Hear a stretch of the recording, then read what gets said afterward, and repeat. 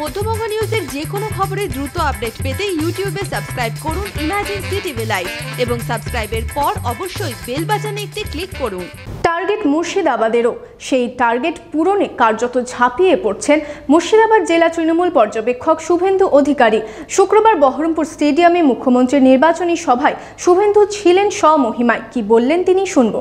শুনে রাখুন, দিদি 42 নিয়ে যাবে, দিদির হাতেই চাবি থাকবে। কেন্দ্রে কংগ্রেসও 100 ফেরাবে না, বিজেপিও 100 ফেরাবে না। মমতা বন্দ্যোপাধ্যায় ঠিক করবেন দিল্লি থেকে প্রধানমন্ত্রী হবে। আর অধীর বাবুকে জিজ্ঞেস করুন আপনি কোন দল করেন।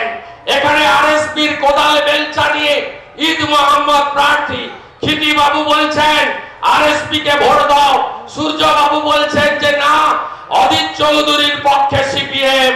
আবার এই অধীর বাবু যোগী আদিত্যনাথ তার বাড়িতে গিয়ে লখনৌতে কয়েক মাস আগে লাঞ্চ করে চলে এসেছেন।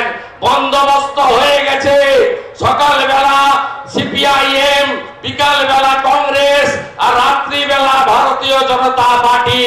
একে বিসর্জন দিতে হবে, একে হারাতে হবে। বহরমপুরের উন্নয়ন, মুর্শিদাবাদের উন্নয়ন আমরা 2 বছরের মধ্যে ইতিমধ্যে করে দেখিয়েছি।